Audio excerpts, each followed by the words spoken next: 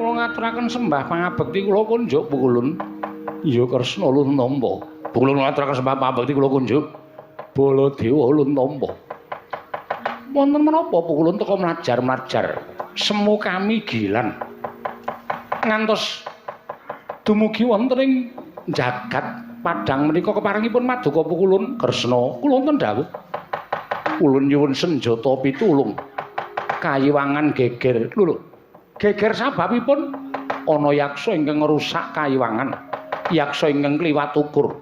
Jaluk ruwat nanging ulun ora isa ngruwat lawan yaksa, tumuli yaksa mau-mau ngruwat lawan panjenengan ulun. Yaksa menika wonten badhe ngruwat Pukulun Sang Hyang Jatimurti. Iya, kaya mengkono Kresna. Kula aturi seminggah, kula aturi seminggah. Butanipun kados menapa? Kula ingkang badhe nandhingi Pukulun.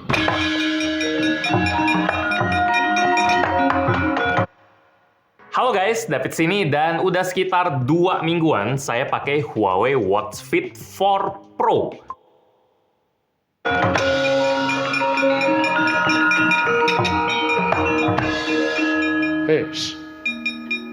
Kresna, wonten dawuh. Kok kowe arep nandhingi buta kowe iki? Saarti kowe ora taku perang to? Kula ingkang badhe nandhingi. Setyaki rasa melu-melu. Wis mbok kok ning ngono wae. Oh iki. Iki rembukane wong tuwa karo adiku. Oh iki ngislaken dawuh. Kok arep nandhingi buta iki karepmu piye? Kok Prabu piye? Sampun ngantos ngembe kalian kula ngias dhateng ing rayi. Lah kowe arep wujud apa? Ratri Mas paosaken kok Prabu.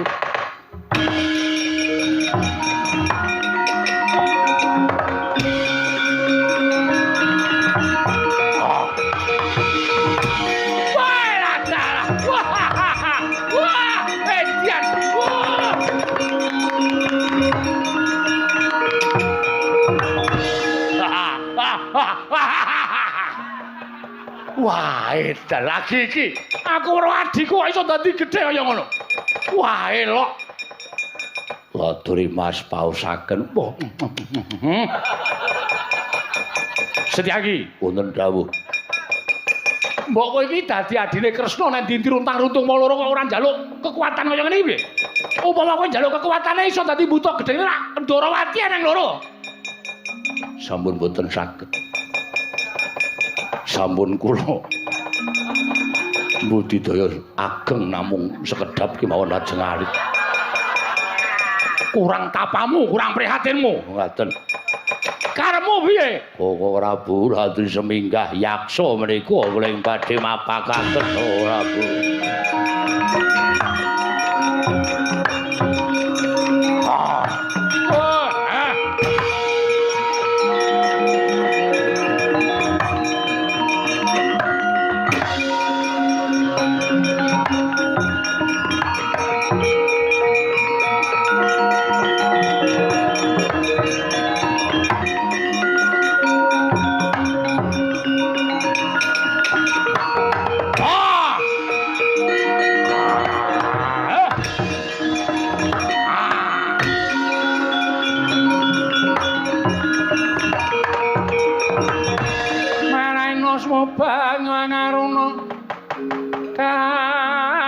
Dinetrane nganggo rapuh sabdaning kukila ring kanigara saketer kene donganing kunglir wuwu sing pene panca ana buta padha karo aku sapa kowe takon karo aku Bala Srewu kowe sapa? Aku Dewa Amral. Kowe sing oyak-oyak Bathara Guru dasar kepara nyata. Aku ingkang diutus supaya ngayomi marang Bathara Guru lan mitulungi kalian panjenengane. Lho, yen ngono kowe wani karo aku sing tak wedeni apamu. Ayo. Wong semene padha ngenteni gelute buta gedhe karo nang kene temtokke kowe kok apa aku sing tekaning pati ha cokot tugel gulumu rimah-rimah leganing ati kowe